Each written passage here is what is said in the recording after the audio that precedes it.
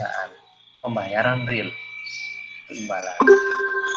Nah, kalau terkait jangka waktu itu tadi ada jangka waktu ya, dulu ya. Jangka waktu sama pembayaran ya. Itu tadi klausulnya bilang apa Andi?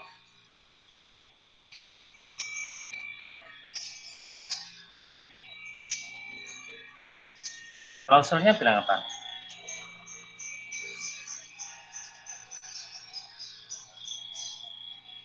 Yang sebelum tadi ada 3 item itu loh, dia bilang bunyinya apa? Di sini dia menyebutkan berdasarkan ketentuan Undang-Undang Nomor 18 Tahun 1999 PP Nomor 29 menjelaskan bentuk kontrak kerja konstruksi dapat dibedakan berdasarkan satu, bentuk imbalan, yang kedua, jangka waktu pelaksanaan, yang ketiga, cara pembayaran hasil pekerjaan.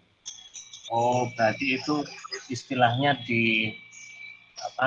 dikategorikan gitu ya.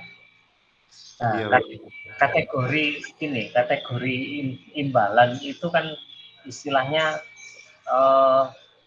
kamu mengerjakan ini tak kasih imbalan. Ya benar tadi cost and fee itu maksudnya ke sana. Tapi kalau berdasarkan jangka waktu, nah berdasarkan jangka waktu itu ada 2 jenis. Nah, ada 2 jenis. Halo. Ya. Enggak, bisa ngiseng. Ruang guru. Oke. Coba dimatikan dulu cara. Mohon Nah, maaf, Pak. ya. Jadi kalau jangka waktu itu dibagi atas 2. Kalau dalam peraturan di Indonesia ya, di tempat kita itu ada 2, yaitu yang pertama adalah kontrak tahun anggaran.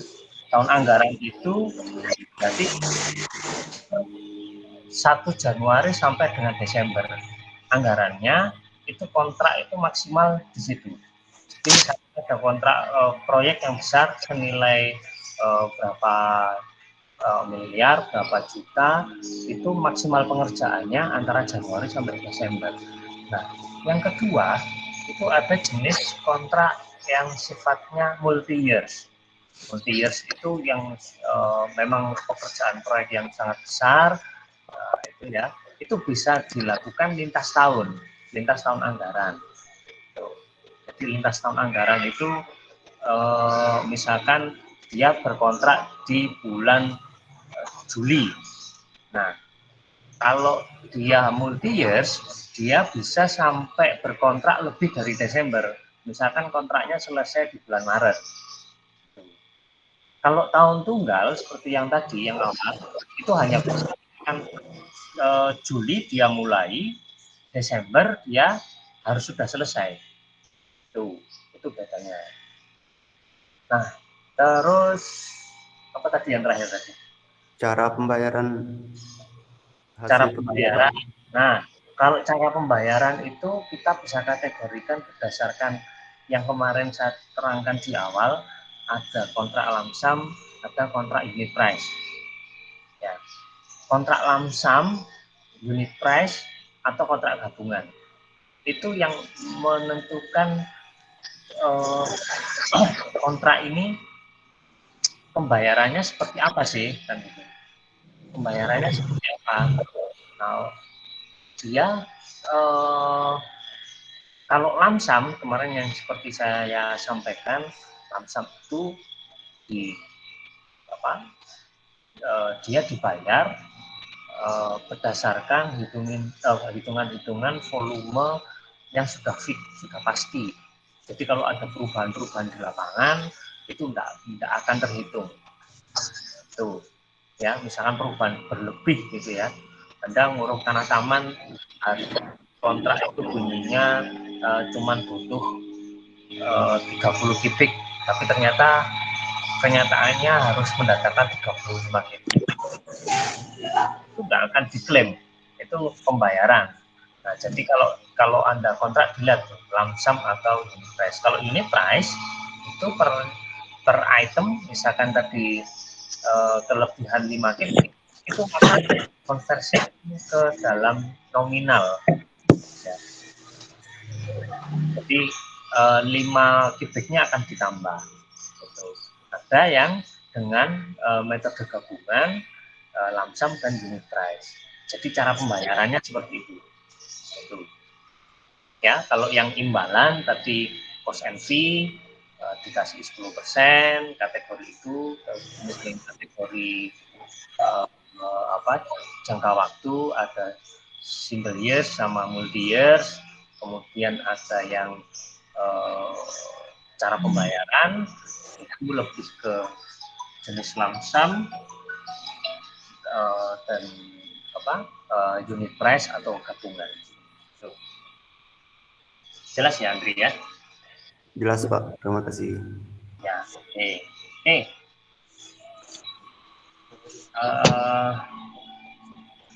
Bapak saya sekarang langsung aja ya. Waktunya nanti tidak luput. Kita ke pembahasan manajemen proyek. Nah,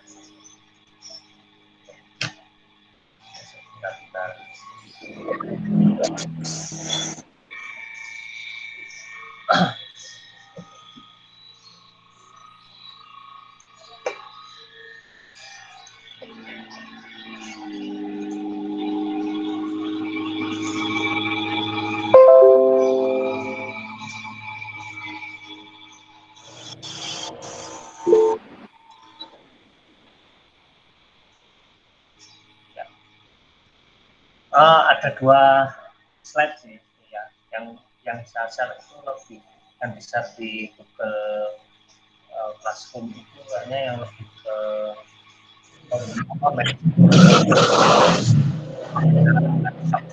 tapi secara umum saya jelaskan. Kalau jelas Anda harus tahu definisi proyek. Definisi proyek itu kemarin juga dijelaskan di pertemuan pertama. Ya, yang jelas proyek itu adalah sebuah kegiatan ya, sebuah kegiatan yang memiliki sasaran ya, sasaran kaitan dengan biaya, waktu, spesifikasi ya, kemudian memiliki awalan ya, titik awal dan titik akhir. Harus proyek berbeda dengan kegiatan rutin harian ya, yang sifatnya rutin, itu beda. Nah, jadi harus paham bahwa manajemen proyek itu berkaitan dengan proyek itu sendiri, yang Anda harus paham sisi definisinya.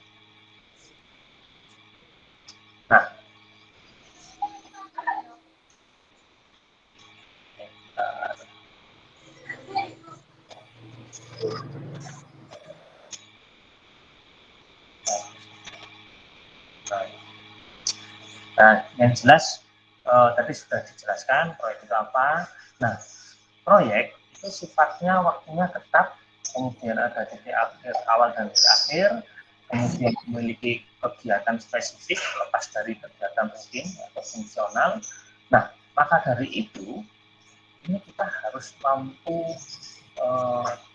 proyek itu dikelola dengan baik oleh orang-orang ya yang memiliki kemampuan manajemen ya, karena dalam sebuah proyek itu pasti kita akan mengalami banyak masalah, banyak permasalahan, banyak kasus yang akan kita temui, sehingga dalam sebuah proyek itu dibutuhkan sebuah keputusan yang cepat dan tepat. Nah, sehingga untuk mendapatkan keputusan tepat dan tepat itu memang kita membutuhkan sebuah pengalaman tentang bagaimana memanage sebuah proyek ya, dan manajemen itu akan berkaitan dengan banyak hal, sehingga memang salah satunya bagian manajerial yang paling atas. Biasanya kalau di dalam proyek itu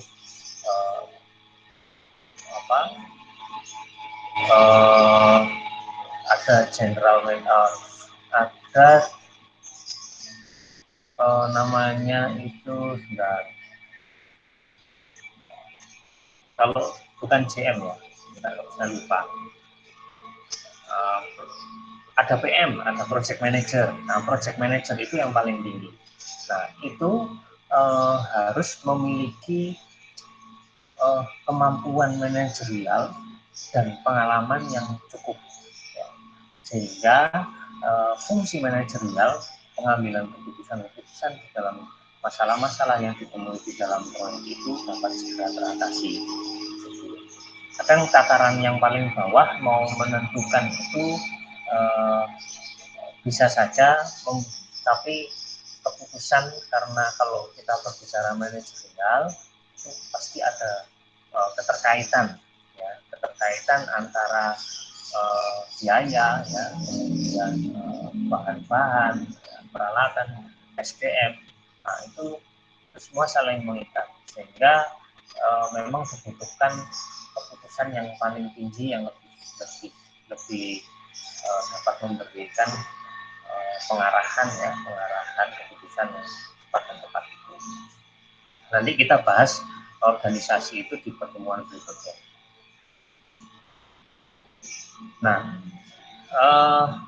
7 ciri umum proyek ini saya rasa ada kemarin kayaknya sudah dijelaskan, tapi tidak apa-apa saya ulang lagi.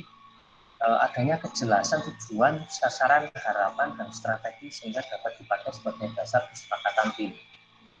Ya, jadi ketika di awal pekerjaan biasanya project manager itu nanti akan mengumpulkan semua tim, ya. Kemudian akan menjabarkan tujuan kita apa, sasarannya bagaimana, harapannya dan strateginya seperti apa. Nah, katakan kita akan membahas, misalkan waktu yang akan kita tempuh untuk melaksanakan proyek ini misalnya 3 bulan.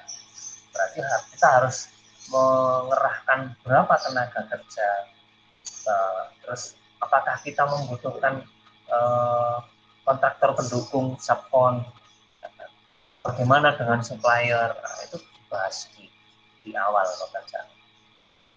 Kemudian hanya kejelasan rencana kerja, jadwal, dan anggaran biaya. Ini jelas rencana kerja, jadwal, kita lihat dari kurva atau schedule kerja, dengan bagaimana mengatur cash flow, ya. Cash flow itu penting karena untuk putar, kadang-kala gini, kalau kita berbicara anggaran biaya, pada umumnya kontraktor itu tidak selalu shift dana sesuai dengan kebutuhan proyek. Misalkan proyeknya 100 juta, di rencana pelaksanaan di kontraktor ini bisa dikerjakan di angka 70 juta. Secara logika, kalau itu dikerjakan 70 juta, kita harus punya uang 70 juta. Tapi pada dasarnya tidak selalu dana itu dimiliki kontraktor full sebesar itu. Rata-rata paling mentok di 30%. 30%-nya dari 70 juta. Ya. Nah, kalau sekitar berarti 21 juta. 21 juta. Nah, itu dengan harapan misalkan ada termin, biasanya mereka akan memutar itu. Nah, kalau memang berharap dari termin, berarti kan strateginya harus pas. Ketika kan biasanya dalam kontrak itu akan terbagi pembayaran berdasarkan termin. Misalkan termin pertama 30%, bobot pelaksanaan 30%, kita bisa narik termin pertama. Nah, tapi kalau misalkan kita tidak memiliki schedule, kemudian jadwal rencana kerja yang jelas untuk mencapai itu, nah ini kita akan kesulitan mengatur cash flow-nya. Misalkan 30%, kita punya cuma 30%. Kemudian kita progres sudah 30%. Dananya habis kan 30%. Nah, tapi dalam penagihan uang termin kan biasanya masih ada jeda waktu. Paling cepat biasanya 2 minggu pemerintahan. Nah, ini kan ada jeda. Masa dengan adanya jeda itu kita akhirnya harus berhenti? Kan enggak, tetap harus jalan karena kita terikat dengan waktu. Nah, makanya pada ciri umum proyek ini ada kejelasan rencana kerja, jadwal, dan anggaran biaya itu juga sangat penting, ya, sangat penting sekali karena akan berpengaruh pada seluruh kegiatan. Nah, kemudian ada kejelasan peran, tanggung jawab semua pihak dan personel yang terlibat. Ini penting kalau kita berbicara organisasi, itu pasti setiap bagian memiliki tanggung jawab ya dan haknya masing-masing. Nah, sama ketika Anda misalkan ditunjuk sebagai pelaksana pekerjaan lanskap. Kalau pelaksana pekerjaan lanskap, kemudian Anda dikomplain masalah electrical misalnya, kan nggak tepat. Nah, makanya dengan adanya struktur organisasi itu nanti akan tahu ketika ada komplain tentang listrik, oh Pak, baik saya coba arahkan Bapak ke Bapak ini, Bapak A, karena Bapak A yang bertanggung jawab terkait listrik. Nah, jadi penjelasannya akan jelas, perannya seperti apa, nanti ada ada mulai dari taraf mandor, kemudian pelaksana, kemudian ada site manager, ya, ada bagian logistik, ada administrator, kemudian sampai di atas ada project manager. Itu masing-masing punya posisi sendiri, rencana, ya kan, peran dan tanggung jawabnya. Kejelasan mekanisme monitoring, ya, koordinasi, pengendalian, pengawasan, pelaksanaan tugas, ini juga merupakan ciri umum proyek yang harus dipenuhi, ya. Karena monitoring itu bagian dari evaluasi. Anda memonitoring itu mengumpulkan data apa yang terjadi di lapangan, ada kendala enggak, ya. Kalau ada kendala, dievaluasi kendalanya seperti apa, nah, kemudian dicari jalan keluarnya. Nah, itu pentingnya mekanisme monitoring. Kemudian kejelasan mekanisme sistem evaluasi kerja yang dapat digunakan sebagai feedback bagi manajemen. Ini hampir sama dengan monitoring tadi. Jadi kalau tadi monitoringnya mengambil data, mekanisme sistem evaluasinya mengevaluasi tadi masalahnya apa. Oh, ini kita terlambat 5% bobot pelaksanaannya. Ya, seharusnya minggu ini kita sudah mengerjakan pelaksanaan itu paling tidak sudah 25%, tapi kita masih 20%. Nah, ini harus dievaluasi. Kenapa kok bisa kita terlambat 5%? Kenapa ini? Pak, bahannya sering terlambat. Kenapa kok sering terlambat? Yang tagihan kemarin belum dibayar, Pak, suppliernya nggak mau ngirim.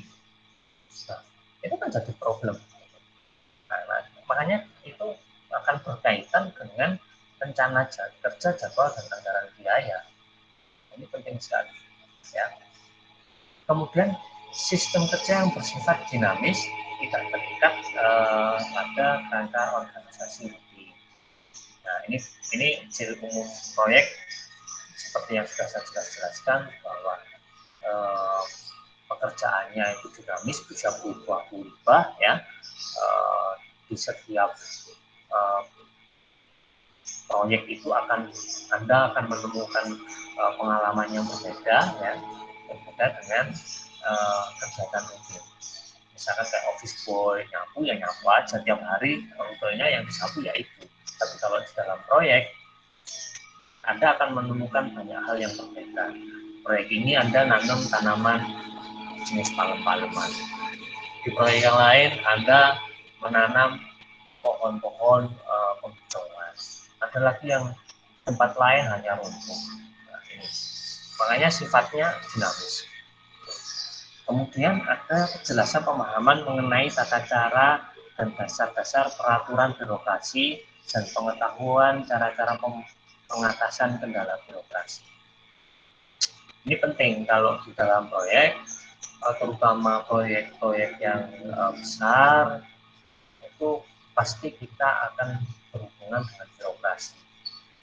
Karena birokrasi itu merupakan catatan administratif, ya, selain sebuah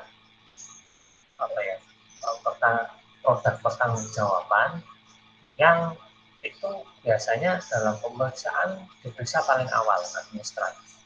Kalau kita berbicara pembangunan secara fisik, orang akan dapat mudah melihat, oh, bangunan ini sudah selesai bangun, oke. Tapi apakah bangunan itu sudah sesuai dengan spesifikasi, kemudian bagaimana cara pembayarannya, apakah sudah benar, dan apapun itu yang berkaitan dengan lapangan, apakah sudah benar-benar baik. Nah,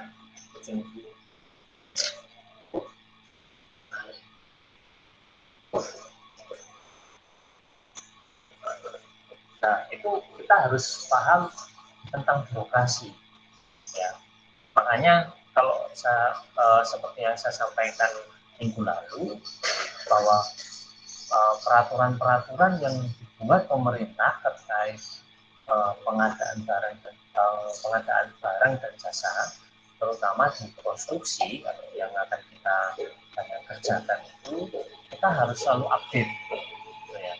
Harus update tentang siapa saja yang terlibat di dalam proyek, dan apa saja pengaturan tentang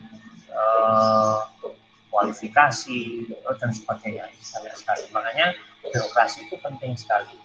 Ketika kadang yang sering terjadi kendala, ya, ketika di dalam proyek, ketika seseorang kontraktor nggak memahami tentang birokrasi, itu bisa jadi satu, salah melakukan komunikasi. Kadang dalam proyek kita butuh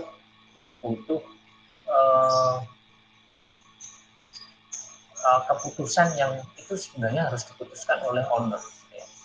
Nah, tapi kadang salah. Kalau kan kita harus tahu jenjang struktur organisasi, ya, hubungan organisasi antara kontraktor dengan owner juga kita harus tahu. Kita harus menemui siapa dulu, harus melalui siapa. Nah, yang terjadi kadang karena mungkin kenal dengan yang lebih di atasnya, bypass. Ini juga nggak benar. Karena secara surat menyurat, birokrasi dan sebagainya, dia seharusnya lewat bawah ini dulu. Tapi karena dia pengen cepat naik ke atas, itu nggak benar. Nah, itu juga akan merusak tata birokrasi. Itu kalau terkait dengan komunikasi di dalam lapangan. Tapi kalau berkaitan dengan birokrasi administratif pencairan, ya, pencairan juga penting. Kita harus melampirkan apa aja dalam kalau kita mau menarik termin, ya, menarik tagihan, bagaimana? Itu ada dokumen-dokumen yang nantinya akan saya jelaskan di pertemuan terakhir kalau nggak salah. Itu ada, kita harus melampirkan yang namanya mutual cek nol, kemudian ada laporan harian, laporan mingguan, laporan bulanan, ya, macam-macam. Jadi produk konstruksi itu nggak hanya bangunan, tapi juga ada produk administratifnya, dan itu sangat dibutuhkan di dalam birokrasi. Ya, nah, makanya ketujuh ciri umum baik ini harus dipahami, ya, secara menyeluruh, sehingga nanti ketika memang Anda terjun dalam proyek, Anda tahu harus berbuat apa. Selain memang kemampuan teknik, ya, Anda pahami bahwa pengetahuan manajerial itu juga penting. Kadang ada yang secara teknik oke, tapi kemampuan manajerialnya jelek, ya nanti bisa gagal di dalam mengikuti kegiatan proyek. Makanya kalau kita berbicara proyek, kita di dunia akademik dan apalagi di proyek, enggak 100% kemampuan teknik itu mempengaruhi keberhasilan proyek. Tapi kemampuan manajerial proyek itu juga penting. Makanya kalau ada pengalaman tentang kegiatan di proyek, misalkan ada PKL atau apa, itu dipahami bukan hanya masalah tekniknya, tapi juga harus dipahami mengenai manajerialnya seperti apa, bagaimana mengambil keputusan, bagaimana kalau ada masalah seperti itu, nah, harus ambil langkah yang seperti apa. Itu. Nah, kalau kita berbicara manajemen, nah kita lihat dulu ya, manajemen itu adalah suatu sistem ya yang terdiri dari 3 fungsi pokok kegiatan yang saling terkait, yaitu fungsi perencanaan, ya, planning, fungsi pengendalian, controlling, dan fungsi pelaksanaan. Ada siklus kalau digambarkan seperti ini, ada 3 diagram ya, diagram ini, planning, rating, controlling. Nah, jadi kalau dijelaskan, planning itu Anda merencanakan segala sesuatu yang akan dibutuhkan ya di dalam proyek, kemudian di-actuating, dilaksanakan, nah kemudian dilakukan pengontrolan, controlling, maka dari controlling itu akan ditemukan banyak sekali entah masalah, entah kendala-kendala ya. Nah, sehingga akan dilakukan evaluasi. Kalau evaluasinya misalkan ada permasalahan, maka evaluasinya akan kembali ke planning lagi. Baru dilakukan actuating lagi.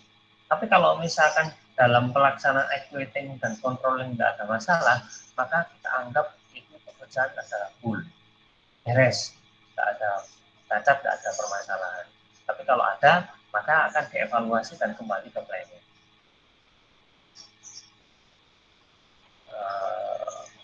Sebentar ya.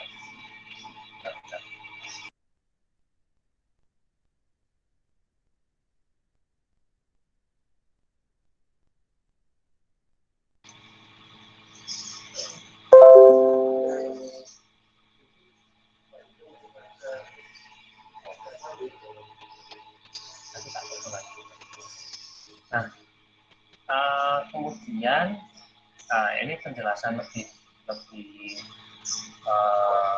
intinya, 3 fungsi pokok manajemen itu akan karena dia terbagi dari 3 tadi ya, di dalamnya ada apa aja, apa yang dilakukan.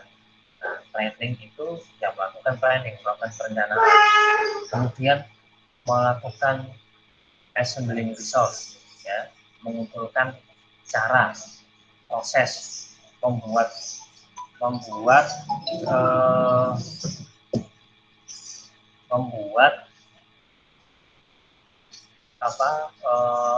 metodologi pelaksanaan, rencana kerja, kemudian melakukan koordinasi, coordinating, kemudian membuat rencana budgeting, planning seperti itu.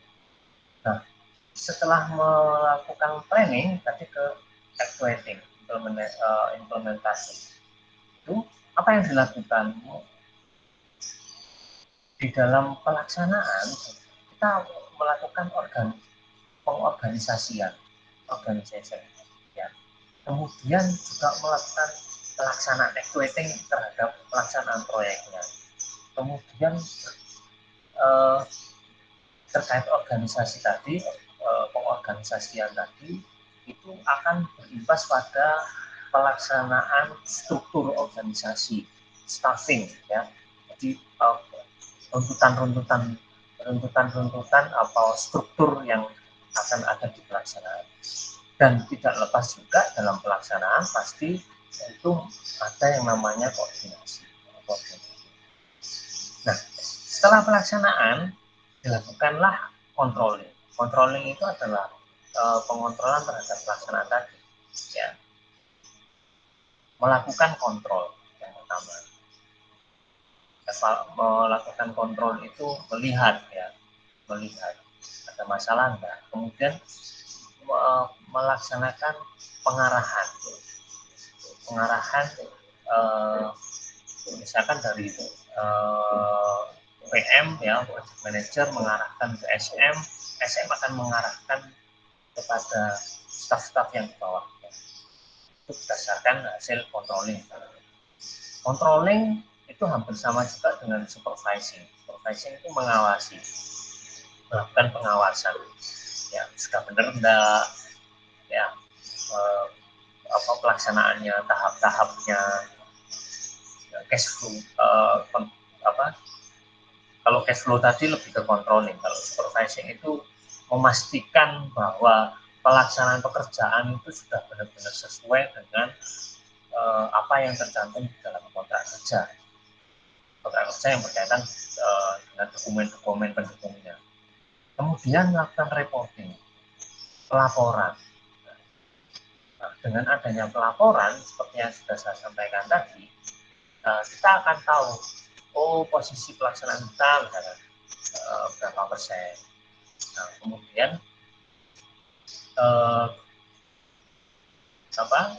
nantinya dengan adanya kita tahu bobot pelaksanaan pekerjaan kita pada saat melakukan reporting, maka kita akan tahu bagaimana kita harus melangkah selanjutnya. Itu yang ya.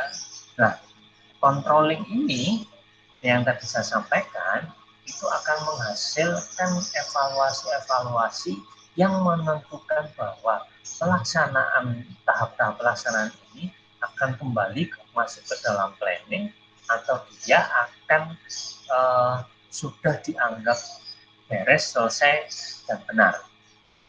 Nah, makanya Anda harus tahu bahwa tiga fungsi pokok manajemen itu apa dan apa saja yang ada di dalamnya, ini Anda harus tahu. Nah, kalau tadi kita sudah berbicara proyek, kita berbicara manajemen, kemudian kalau kita definisikan berarti apa itu manajemen proyek? Ya, manajemen proyek itu adalah sebuah sistem atau suatu sistem atau tata laksana untuk menjalankan suatu organisasi dan tugas yang spesifik yang dibatasi oleh waktu, sasaran, dan biaya. Kalau kita berbicara proyek, nah ini sudah berbicara proyek, ada spesifikasi, ada waktu, ada biaya. Nah, kalau di manajemen ada sasaran. Nah, dari definisi di atas dapat dilihat bahwa apabila suatu sistem dan atau tata laksana tersebut untuk menjalani organisasi kegiatan rutin, ya, kalau itu kegiatan rutin, ya, ada manajemen yang memanajemen sebuah kegiatan rutin, maka itu tidak masuk di dalam kategori manajemen proyek. Ya, jadi manajemen kegiatan rutin seperti halnya kegiatan-kegiatan manajemen perkantoran.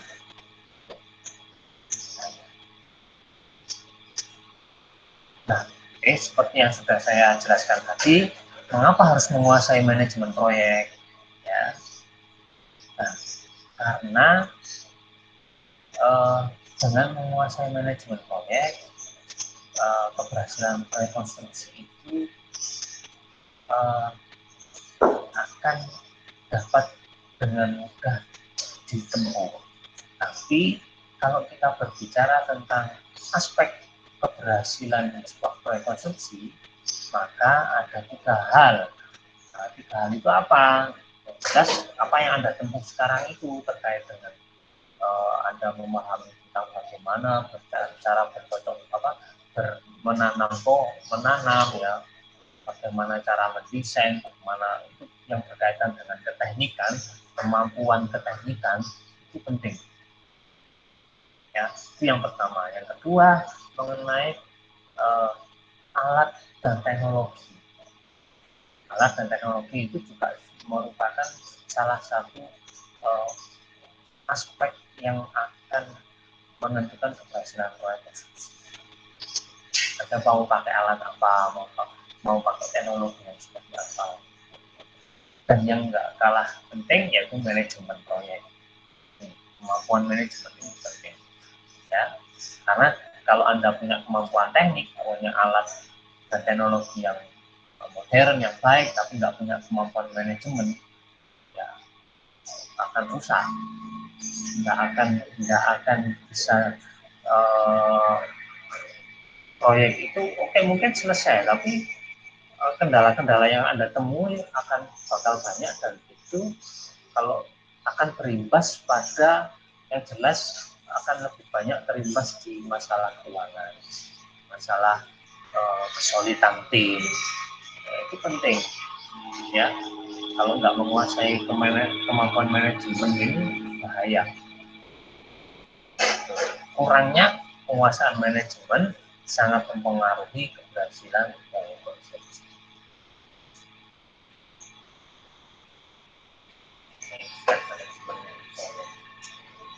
Kemudian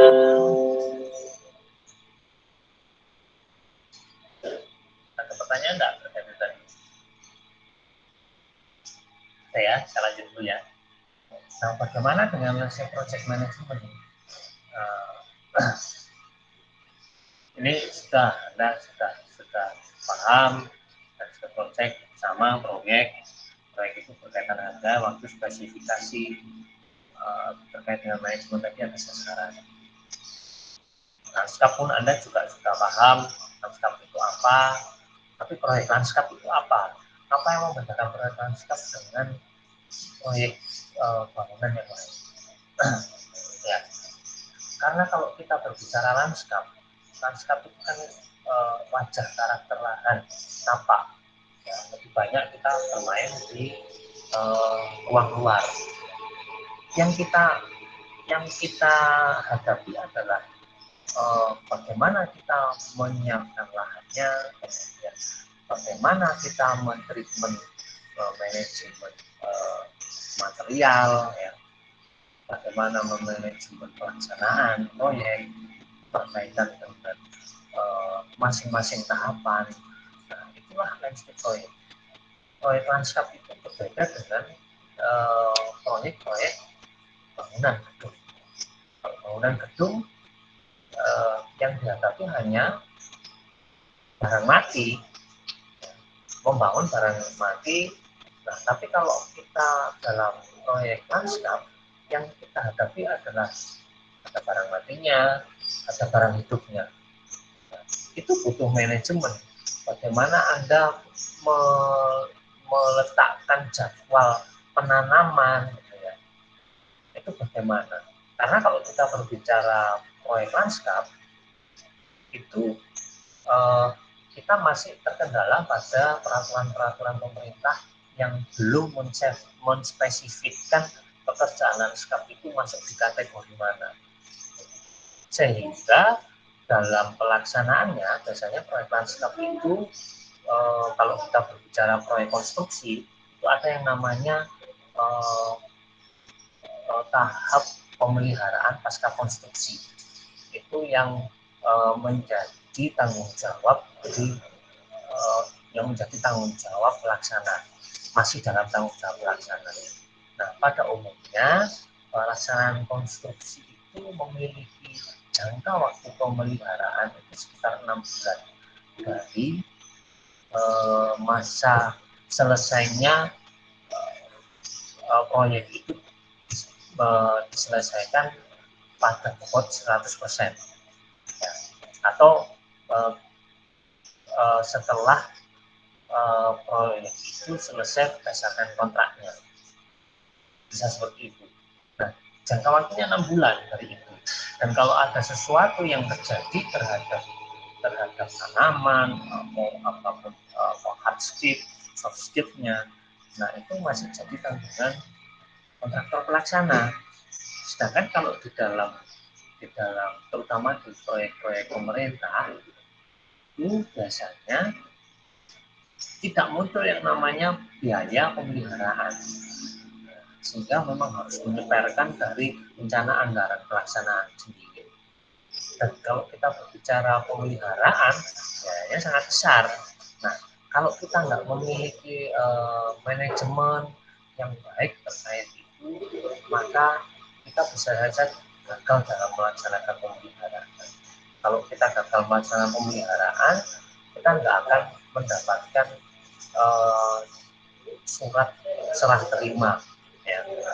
Itu berita acara serah terima itu kalau kita sudah selesai 100%, kita keluar BAST 1, ya, itu nanti akan ditahan 5% dana kita. Kalau pemeliharaan sudah selesai, kita diberi SD2, bila disetujui bahwa pemeliharaan kita sukses, maka 5%-nya akan dibayarkan setelah itu. Nah, ini yang penting. Makanya ini bedanya proyek lanskap dengan proyek bangunan biasa. Karena kita kalau pemeliharaan, kita harus incas orang di dalam untuk melaksanakan perawatan. Jadi kalau gedung kan nanti kalau rusak ada laporan, dia baru datang, kita baru mendatangkan orang.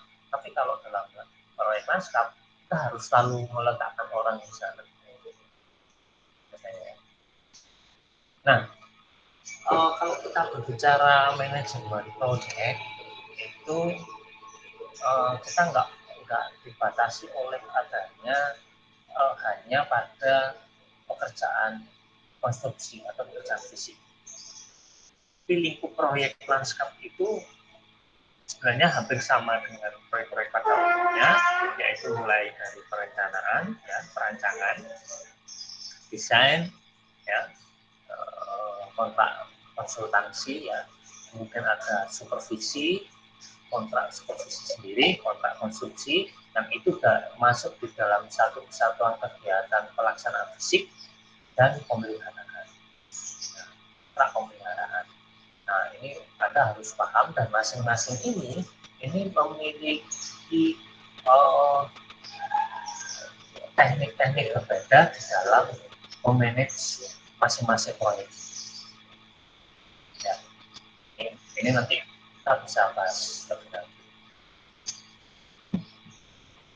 Nah, kalau ini jelas Anda sudah paham, Anda sudah sering lihat proyek-proyek lanskap itu apa aja sih, mulai gambar, perencanaan tadi, bangun, ya, mau seperti apa, mau bikin artwork seperti ini juga masuk di dalam proyek lanskap. Nah, misalkan mau bikin sepadan sungai, ya, taman MTH, ini masuk di dalam merancang dan membuat konsep, sketsa, ini bagian dari tahapan proyek kan.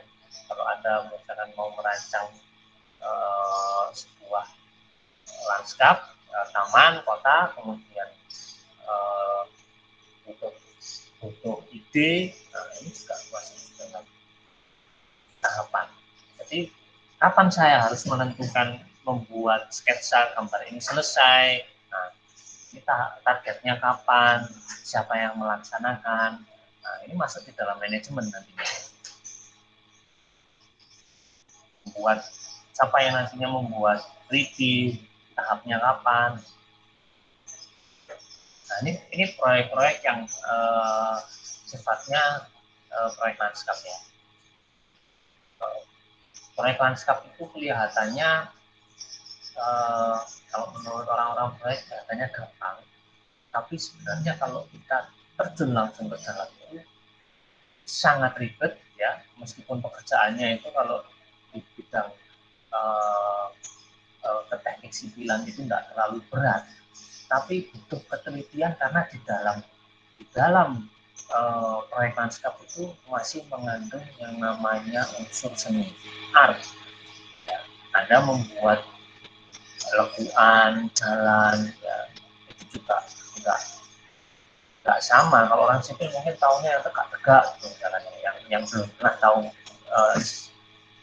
lanskap gitu, yang lebih ke struktural gitu ya. Tapi kalau proyek lanskap dia sudah ngomongkan ini mau dibuat lengkung. Dulu saya pun juga punya pengalaman yang tidak serta merta langsung bisa menentukan manajemen kegiatan lapangan itu sesuai dengan perencanaan. Kadang perencanaannya bagus, jalannya melingkar gitu ya, tapi nggak bisa mengarahkan tukangnya. Tukangnya membuatnya karena kalau kita lihat data itu kan lurus. Nah, ketika kita mau membentuk lengkungan itu kan berarti harus ada bahasa arsiteknya, manuver apa itu ya, sehingga dia kelihatan smooth. Nah, ketika nggak ada pemahaman terhadap itu dan tidak mampu mengarahkan tukang, maka yang terjadi Anda bisa lihat di gambar di foto ini. Nah, ini seharusnya bisa smooth ya di kursor ini. Ini kelihatan sekali kalau dia ketepuk-tepuk ya, nggak smooth, itu nggak bagus. Kalau kita orang lanskap, kita lihat gambarnya, kalau pada gambarnya smooth kan. Ini bedanya, butuh sentuhan. Makanya pelaksana dalam proyek lanskap, entah itu pelaksana teknik sipilnya ataupun pelaksana lanskapnya, itu harus benar-benar paham bahwa kita itu mengerjakan sesuatu yang berkaitan dengan estetika. Itu bedanya, estetika visual di luar. Nah, proyek ini sudah saya jelaskan di pertemuan kedua, masalah ada legal, ada teknis. Legalnya itu ya administratif, itu teknisnya kemampuan. Jadi tadi juga sudah saya jelaskan tujuannya ya sama, terlaksana, ada cakupan kerja, mengatur cakupan kerja, dana, jadwal, kemudian ada kita bisa mengukur resiko, ya, kualitas, kepastian, keamanan, sehingga dengan kita memahami manajemen proyek kita bisa terlaksana dengan baik sesuai dengan tujuan dan sasaran yang semua itu sudah tertuang di dalam kontrak. Nah, kalau kita berbicara ini proyek, itu ada segitiga proyek. Kalau ini masih berkaitan dengan kalau kita berbicara tadi waktu itu, proyek itu semakin lama semakin meruncing, semakin sempit. Ya. Kalau kita berbicara, oke, kita masih 3 bulan lagi tanda tangan kontrak di sini. Tapi ketika kita sudah mendekati kontrak, waktu kita tinggal sedikit. Nah, kalau kita nggak benar-benar menguasai manajemen proyek, manajemen waktu, manajemen komunikasi, menyelesaikan masalah yang ada di lapangan, maka ketika kita di sini, kita bisa kelabakan. Oh, kita belum sampai di sini, gimana caranya menyelesaikan? Nah, ketika kita tidak sampai di titik akhir, ternyata kita belum selesai dan manajemennya kocar-kacir, nah, kita akan mendapatkan konsekuensi terhadap kegagalan proyek itu. Kalau memang bisa dilaksanakan selesai, kemudian tapi molor, gitu ya, maka kita akan kena denda. Kalau aturannya di Perpres itu kalau salah 1.000 dari nilai kontrak. Ada yang menerapkan dari nilai kontrak, ada yang menerapkan dari sisa progres pekerjaan yang belum dilaksanakan. Kalau dari nilai kontrak, misalkan kontraknya 1 miliar, maka 1/1000-nya itu sekitar 1 juta per hari. Tinggal hitung berapa lama Anda terlambatnya. Tapi kalau ini terjadi proyek gagal, maka yang terjadi adalah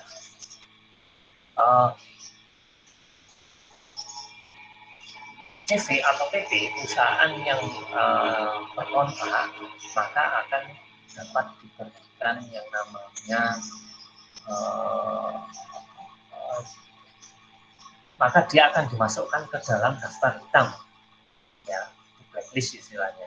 Nah, kalau dimasukkan ke dalam daftar hitam, itu alamat kita tidak akan dapat pekerjaan minimal 3 tahun. Nah, kalau 3 tahun PT perusahaan itu tidak dapat pekerjaan, ya bagaimana bisa bertahan perusahaan itu. Nah, ini penting sekali, sehingga memang harus dipahami secara umum manajemen proyek itu sangat penting. Bagaimana kita menjalankan sebuah proyek dengan memahami segala sesuatunya, bagaimana melakukan perancangan, melakukan pelaksanaannya, melakukan controlling, evaluasi, sampai dengan proyek itu benar-benar selesai 100% dan tidak ada masalah. Dan perlu dipahami tadi bahwa proyek lanskap itu berbeda dengan proyek bangunan biasa, bangunan umum ya, bangunan gedung, bangunan rumah, bangunan lain ya. Karena proyek lanskap ini ada unsur tanaman atau soskednya itu yang, dan dia juga memiliki unsur seni yang harus diperhatikan juga dalam pelaksanaannya. Nah, ini hampir sama, nanti Anda bisa Anda baca dulu, nanti minggu depan kalau ada pertanyaan Anda bisa tanyakan. Ini yang sama seperti yang tadi saya sampaikan. Nah, ini nanti akan saya bahas terkait personel itu di organisasi proyek. Kalau minggu depan saya bahas. Oke, terima kasih. Mungkin ada pertanyaan?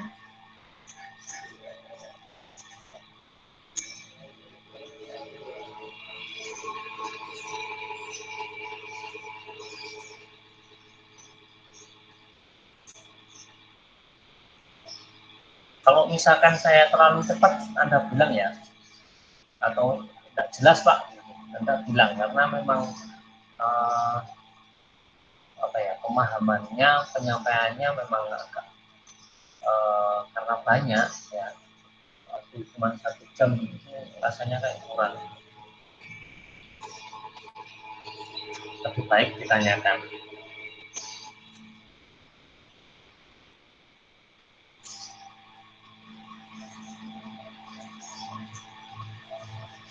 Ada yang tanya? Kalau nggak ada, saya serahkan kembali ke Pak Irawan. Pak Irawan, ya baik, terima kasih Pak Yuda atas materinya. Ya, mungkin jam 9 ini ada yang mau ada kuliah lagi ya? Ya Pak. Ya Pak. Ada, ya, Pak. Ya udah, tidak jadi absen satu-satu ya karena ada perkuliahan. Nanti silahkan isikan seperti biasanya di linknya itu ya, s.id/atau / itu presensi terus MK-nya besar ya. Itu kalian isikan di situ untuk presensinya, sedangkan untuk bukti kehadiran silakan di screenshot untuk kehadiran saat ini ya, silakan di screenshot dulu sebelum perkuliahan kita akhiri. Oke, 1, 2, 3, oke, kalian screenshot ya. Oke. Saya rasa sudah nggak ada yang ditanyakan ya, mungkin karena waktunya juga sudah mepet. Pak Yuda, ini ada tugas ya, seperti di tahun kemarin di materi ini juga ada tugasnya ya Pak ya. Sudah saya posting di grup, nanti bakal muncul sendiri ya untuk tugasnya. Saya schedule jam 9 ini sepertinya, kalau nggak jam 10, jam 9 ini. Ya, baiklah, untuk perkuliahannya kita lanjutkan di minggu depan ya, untuk hari Senin seperti biasanya jam 8. Mohon maaf kalau jam 8 itu saya biasanya terlambat ya, maksudnya jam 8 pas datang di kampus belum lari ngambil absen dan seterusnya gitu ya. Jadi agak ruwet juga. untuk jam 8. Baiklah, mungkin itu aja ya untuk materi kali ini ya.